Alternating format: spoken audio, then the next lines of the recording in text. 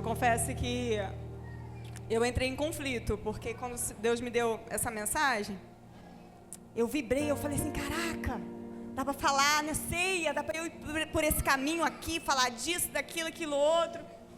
E quando eu comecei a estudar, né, a orar, o Senhor começou a me levar para um outro caminho e eu entrei em conflito.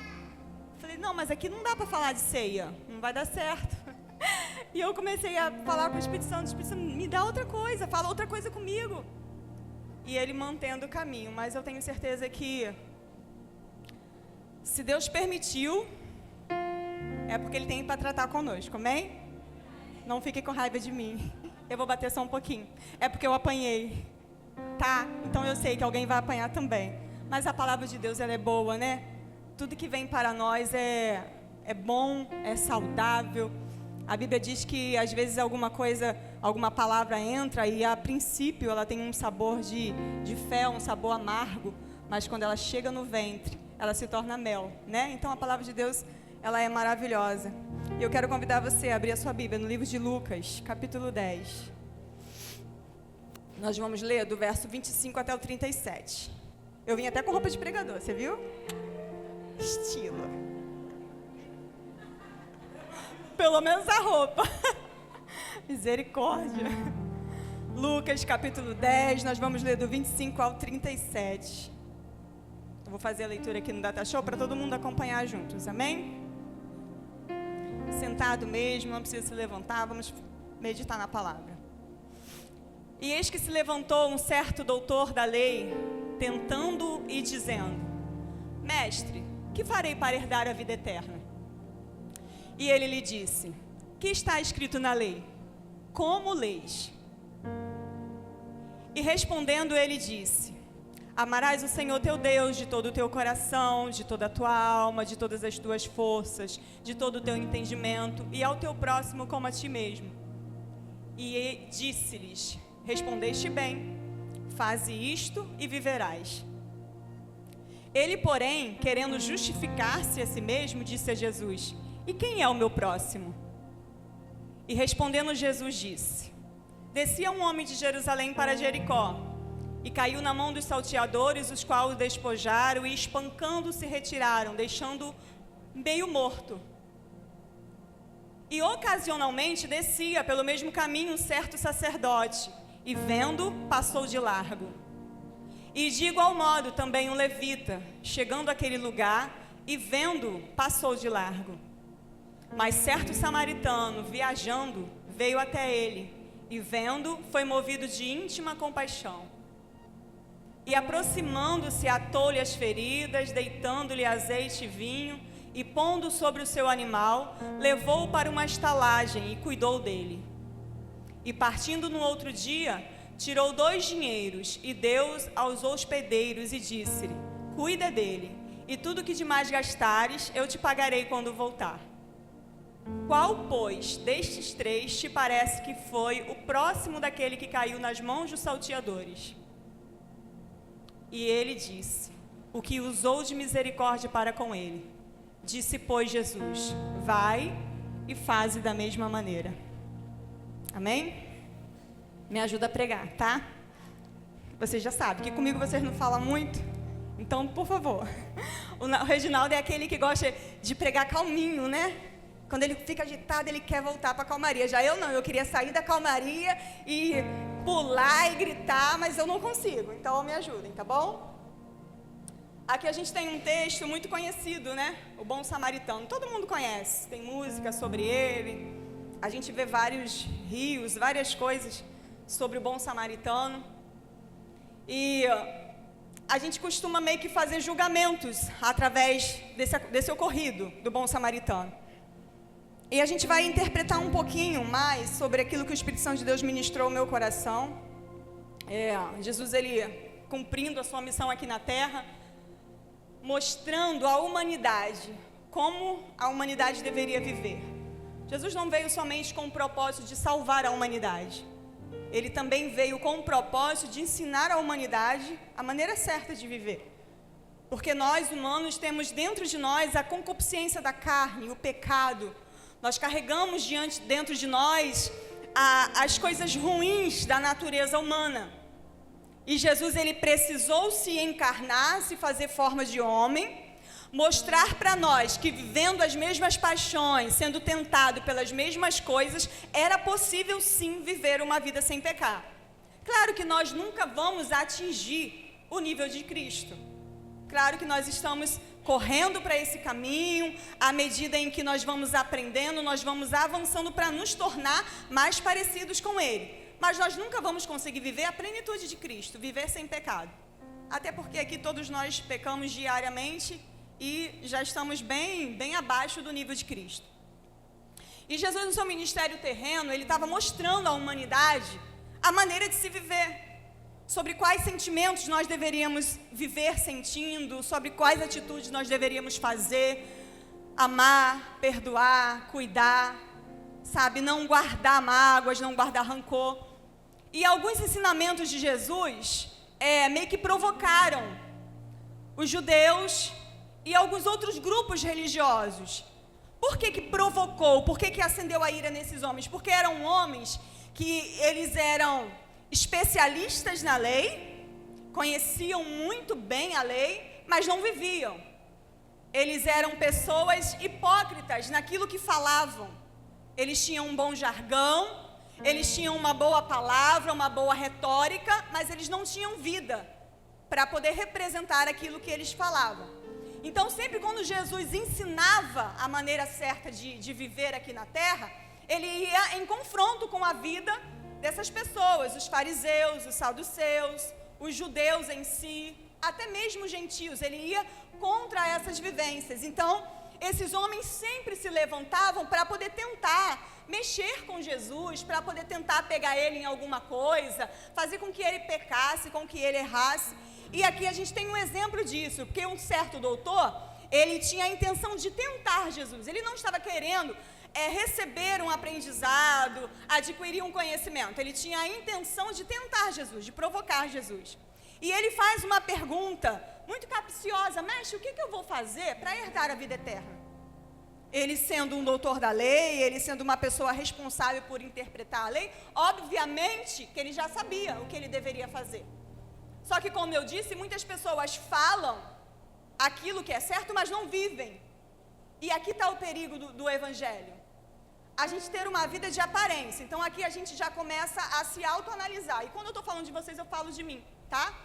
Eu me autoanaliso todos os dias. As minhas ações com meu marido, as minhas ações com meu filho, com os meus vizinhos, embora eu não seja uma pessoa que fique na porta, eu sou muito fechada dentro de casa, mas eu sempre analiso. Às vezes, quando a gente vai conversar com alguém, fazer uma correção, eu tenho que parar para analisar se falou errado, se você falou com cuidado. Então, a gente precisa fazer essa autoanálise. E esse doutor da lei, ele conhecia a lei, ele sabia de tudo. Então, ele faz essa pergunta muito capciosa e Jesus vai responder. O que está escrito na lei? Como que você interpreta? Lei todo mundo conhece.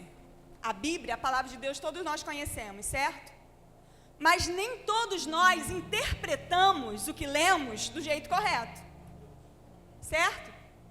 Todas as nossas interpretações, elas vão estar baseadas com a nossa crença, com aquilo que nós aprendemos dos nossos pais, dos nossos pastores, dos nossos professores. Ali vai se formar a nossa crença, aquilo que nós acreditamos ser o certo. E todas as vezes que a gente vai ler a Bíblia, a gente vai interpretar baseado com a nossa crença, baseado com aquilo que eu aprendi do meu pastor ou do meu pai. E muitos de nós pecamos nisso, porque nós preferimos, nós decidimos interpretar da maneira que o homem nos ensinou e nos esquecemos de interpretar da maneira que o Espírito Santo de Deus nos falou. Então é onde a maioria dos cristãos, eles pecam. Eles erram porque eles interpretam de acordo com a sua convicção, de acordo com a sua crença. E deixa eu te contar uma coisa aqui. A sua crença e a sua convicção, ela sempre vai estar errada. Sempre. A não ser que você confronte ela com a interpretação do Espírito Santo. Tá bom? Cada um aqui de nós temos suas vivências, seus traumas, suas dores e suas interpretações diferentes. Então, sempre duvide do que você conhece. Sempre duvide do que você sabe. Sempre confronte aquilo que você sabe com a verdade de Jesus, com a verdade do Espírito Santo, que é aquele que vai nos ensinar. Então ele vai fazer essa pergunta capciosa. Jesus vai perguntar a ele como que ele entendia a lei e como que ele a interpretava. Então ele vai dizer, amará o Senhor Deus, teu Deus acima de todas as coisas e amar o próximo como a si mesmo. É assim que é a lei. E agora Jesus, ele vai usar de um exemplo para poder explicar essa interpretação que ele fez, essa leitura que ele fez. Porque esse doutor da lei, ele estava querendo se justificar. Por que se justificar? Porque todas as vezes que a gente vai fazer um julgamento, todas as vezes que a gente vai fazer um apontamento, automaticamente eu vou olhar para dentro de mim. Então, sempre que eu vou impor alguma coisa a alguém, eu vou me perceber, eu vou saber quem eu sou, aquilo que eu faço. E esse doutor aqui, quando ele vai falar sobre amar a Deus e amar o próximo, automaticamente ele fez uma autoanálise e ele se percebeu como sendo uma pessoa que não vivia o que ele pregava, que não vivia o que ele falava. Então ele vai querer se justificar diante de Jesus, A lei está dizendo amar a Deus acima de todas as coisas e amar o próximo como a si mesmo, mas na verdade eu não faço isso, então eu queria que o Senhor me explicasse quem é o meu próximo. Eu vou tentar fazer com que Jesus me justifique. Quem é o meu próximo? Para poder tentar pegar Jesus, porque se você for lá ver na lei dos doutores, eles não cuidavam de ninguém no dia de sábado. Se alguém adoecesse, eles deixavam a pessoa morrer, porque era sábado, tinha que cumprir a lei. Então o amor ao próximo aqui não estava inserido no contexto dele. Se você for ver lá a história de muitos fariseus, muitos saduceus, Jesus, em uma determinada ocasião, ele vai acusar esses homens por dizerem ser corbã. O que é corbã? Era quando esses homens se separavam para o sacerdócio, não com a intenção de servir a Deus, mas com a intenção de se livrar da responsabilidade de cuidar dos seus pais.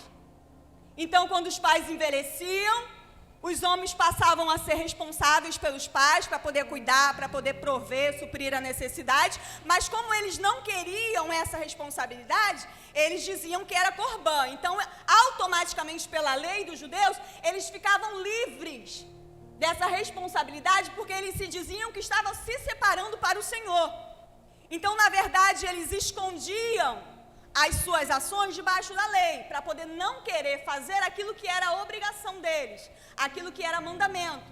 Se amar o próximo estava na lei, então eles não poderiam se separar para o Senhor quando tendo a responsabilidade de cuidar dos seus pais. Então a gente começa a ver muitas dessas coisas inseridas aqui nesse contexto, desses homens, desses doutores da lei, que estavam querendo fazer com que Jesus caísse em alguma armadilha, em alguma coisa. Então ele vai fazer essa pergunta capciosa: quem é o meu próximo, Jesus? Você pode me explicar? E agora Jesus, ele vai trazer um ensinamento. E ele vai colocar alguns personagens nessa história. Ele vai contar a história do bom samaritano. Aqui todos já conhecem, né, que os samaritanos eram os judeus, que lá no período de Neemias, de Esdras, após o exílio, quando eles voltaram para a reconstrução, uma parte do povo judeu havia se casado com pessoas de outras etnias, de outros povos, e haviam se misturado. E nesse período ali de Esdras, de Neemias, Deus vai dar uma ordem para que esses homens se separassem, se consagrassem, né, deixassem as mulheres que não eram dos judeus e tudo mais. Então agora vai se formar os samaritanos. E Jesus agora aqui nesse contexto dessa palavra do bom samaritano, ele vai trazer para a gente o ensinamento do que é o Evangelho, a base do Evangelho, que é o amor. Primeiro, o amor a Deus, porque se você ama a Deus, você é capaz de fazer muitas coisas, porque você vai obedecer a voz dele, você vai fazer o que ele manda. E segundo, o amor ao próximo. E esse amor que Jesus ele vai ensinar através dessa parábola, não é uma ação em que a gente vai sentir um poderzinho mágico e através desse poderzinho ou algo parecido eu vou começar a amar. Não, esse amor que Jesus está falando é uma decisão. É aquilo que eu vou fazer mesmo sem sentir vontade. Mesmo que eu não queira fazer, é uma ordem. Deus mandou você amar. Você não tem para onde correr. Você não tem outra opção. O amor a Deus e o amor ao próximo é um mandamento. Por isso que a gente precisa estar nessa caminhada, de estar na igreja, de estar em comunhão uns com os outros. Por quê? Porque a gente precisa aprender a amar. Eu preciso conviver com as pessoas do meu lado para aprender, para exercer o amor. Né? Tem uma coisa que a gente brinca muito, até a Débora brinca lá em casa, né? Que ela não pede mais a Deus para poder dar paciência a ela. Por quê? Porque se ela orar a Deus pedindo para Deus dar paciência, Ele vai começar a botar um monte de gente atribulada na vida dela, porque ela precisa aprender a ter paciência. Até a Renata também já brincou, né? Ninguém quer aprender a ter paciência. Por quê? Para eu aprender, eu preciso de uma prática. Então, o amor é uma prática. Para eu aprender a amar, eu vou ter que praticar o amor. E não existe prática de amor com aquelas pessoas que nos amam. Vai ficar fácil demais. Fica perfeito. Amar o meu marido que me ama, que faz tudo por mim, fácil demais. Amar os meus filhos, que quando eu dou uns gritos que não quer obedecer, eles vão lá e correm e obedecem, é muito fácil. Agora, amar aquele que nos odeia. Então, quando Jesus ele vai trazer o ensinamento, a base do Evangelho, ele vai falar sobre o amor, que é uma coisa que nós temos que exercer, por obrigação, tá bom? É sua obrigação amar. E não é aquilo que eu faço apenas quando eu tenho condições, como eu já dei o exemplo. Amar aquele que me ama, fácil demais. A gente tem um texto lá no livro de Mateus, capítulo 5, coloca aí para mim, por favor, Bruno. Mateus, capítulo 5, verso 44 e 47, que a Bíblia fala sobre o amor. Eu, porém, vos digo, amai os vossos e bendizei o que vos... É fácil? Fazei bem ao que vos e orai pelo que vos e também vos perseguem. Segue, Bruno. Para que sejais filhos do vosso Pai que está nos céus. Porque faz que o seu sol se levante sobre maus e bons e a chuva desça sobre justos e injustos. Então, aqui na ordenança de Jesus, ele está dando um exemplo. Você vai amar aquele que não te ama, aquele que fala mal de você, aquele que te calunia pelas costas, aquele que não quer ver seu crescimento. Você tem que ter a capacidade de amar essa pessoa. Fácil é? Nunca foi. E nem vai ser. A gente vai ter que fazer assim mesmo. Então agora Jesus ele vai trazer através dessa parábola. O que a palavra nos conta? A parábola nos diz que um certo homem estava quase morto à beira do caminho. Basicamente, ele estava ali já moribundo, esperando a morte chegar até ele, porque não tinha ninguém que o amparasse, não tinha nenhum lugar onde ele pudesse correr, onde ele pudesse recorrer. E nesse cenário, a gente vai ver um levita, um sacerdote e um samaritano. 3 pessoas que passaram por aquele homem, viram ele naquela situação, alguns ajudaram, como foi o caso do samaritano, e o levita e o sacerdote, a Bíblia diz que passou de largo. Era um texto que a gente poderia muito bem usar para poder fazer julgamento. Não, mas o sacerdote e o levita, eles tinham obrigação de ajudar, porque eles estavam na casa de Deus, eles conhecem a casa de Deus, só que a gente não vai entrar nesse contexto aqui. Até porque eu aprendi que o julgamento não foi nada que Deus te entregou, Ele não deu a você direito de julgar ou não. Na verdade, o julgamento, ele está entre as 3 piores naturalidades do ser humano, as 3 piores frequências. A primeira é a de vítima, aquela pessoa que é vítima, tudo é culpa dos outros, nunca é dela. A segunda é a do reclamador, que reclama de tudo, tudo na vida está ruim, nunca está bom. E do julgador. Eu vou trazer um estudo sobre isso, sobre as 3 mentalidades de miséria. Você pode entrar na casa das pessoas mais pobres, que você vai encontrar essas 3 mentalidades dentro dessa casa. São as pessoas que não conseguem romper com a vida, porque são vítimas sempre, adoram reclamar e adoram julgar os outros. Não vamos entrar nesse contexto, isso aí fica para uma outra hora. Então, o contexto dessa história, quando Jesus vai apresentar o samaritano, ele não está dando a você ou a mim o direito de julgar. Ah, o levita poderia ter passado, o sacerdote poderia ter julgado, e só o samaritano que fez isso. Não é esse contexto, até porque levita, sacerdote e samaritano, eles estavam no mesmo barco. Todos eles estavam desobedecendo a Deus. todos eles estavam indo contra a lei. Todos eles odiavam um ao outro. O sacerdote odiava o samaritano odiava sacerdote, eles não se davam. Então, todos eles ali, naquele contexto, estavam inseridos na mesma condição. Não é sobre isso. É sobre a atitude que um deles teve no caminho.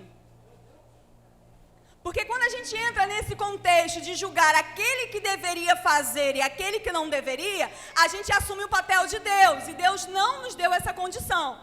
Quando Jesus apresenta essa parábola do bom samaritano, Ele está dando a você e a mim a oportunidade de nos autoanalisar para identificar o que é que eu estou fazendo, em que papel eu estou representando nessa parábola.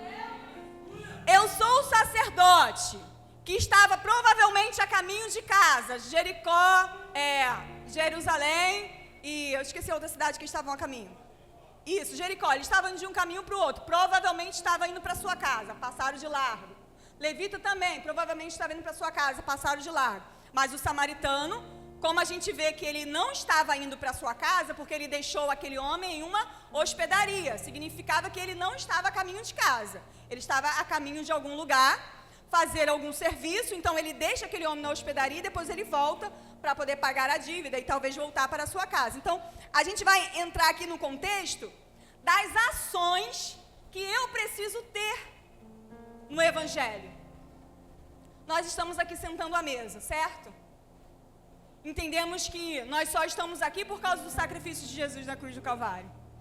Será que é por causa da nossa santidade? Porque nós não pecamos, somos bons e merecemos esse lugar. Nós estamos sentando aqui à mesa hoje, porque um dia, um homem decidiu morrer por você, que é miserável, pecador e não merece. Estava à beira do caminho, destruído, não tinha nada, você e eu, não tínhamos nada. E esse homem, por misericórdia, decidiu entregar a vida dele por nós. Nos deu esse privilégio, essa honra de estarmos sentados à mesa com ele. Só que quando nós olhamos para dentro de nós e nós começamos a analisar a nossa vida, talvez em algum momento da nossa vivência a gente vai se comparar com o sacerdote e o levita, que vimos alguém no caminho, percebemos a sua ferida, percebemos a sua necessidade, mas nós tínhamos compromissos a realizar. Talvez nós tínhamos que ir para o culto, talvez nós tínhamos que ir para um passeio em família e eu simplesmente ignorei aquela pessoa, eu passei de largo. Só que quando Jesus ele olha para nós, lá na cruz do Calvário é um exemplo, os homens humilhando ele, escarnecendo dele, dizendo: se tu és o Filho de Deus, desce daí, resolve aí essa humilhação. E recebendo vinagre no lugar de água, sendo escarnecido, sendo zombado. E mesmo assim, ele não abriu mão de se entregar por mim e por você. Só que nós, na nossa natureza,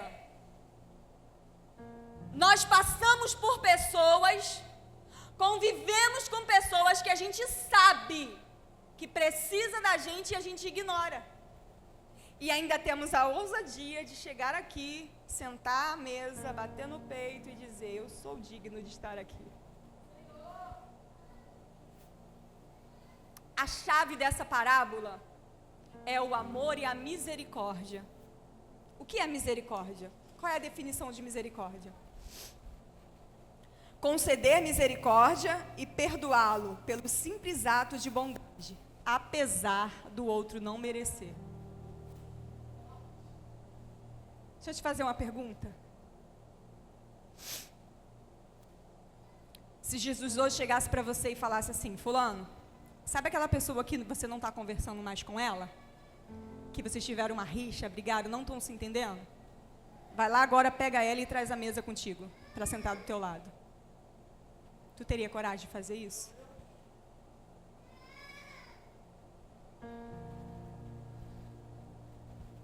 mas Jesus teve. Todos nós estamos aqui por causa da misericórdia de Jesus.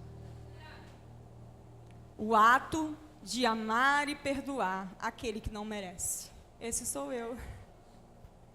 Esse somos nós. E quando nós olhamos para o sacrifício de Cristo, quando nós olhamos para essa oportunidade de sentar à mesa, nós reconhecemos que somos miseráveis.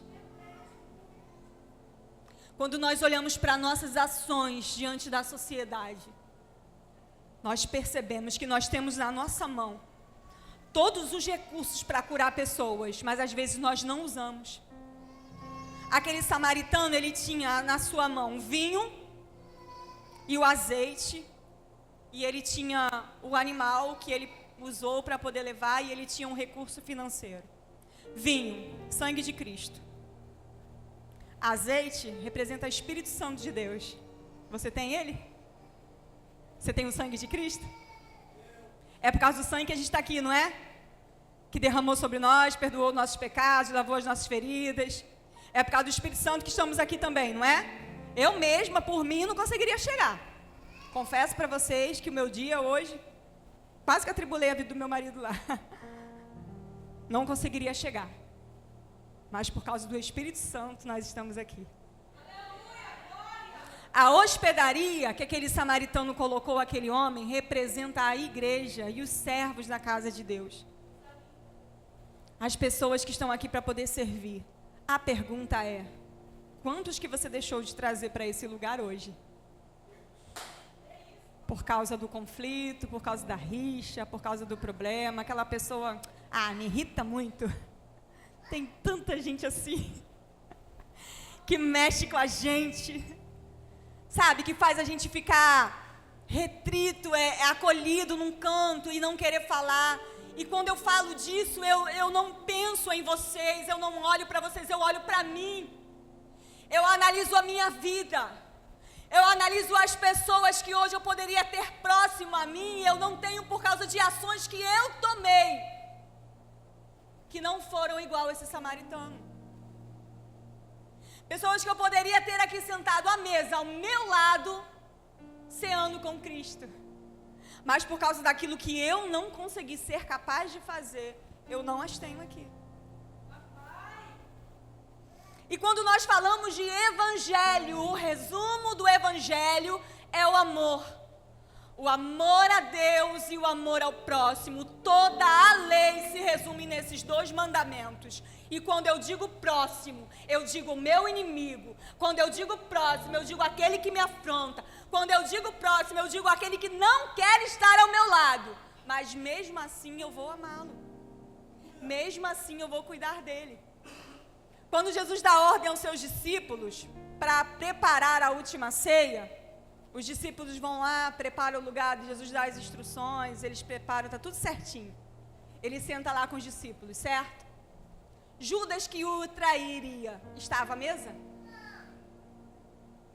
Jesus mandou ele sair? Ele pegou o pão, ele partiu o pão e ele entregou na mão de Judas. Vocês entendem o que é evangelho? Coloque-se de pé nessa noite.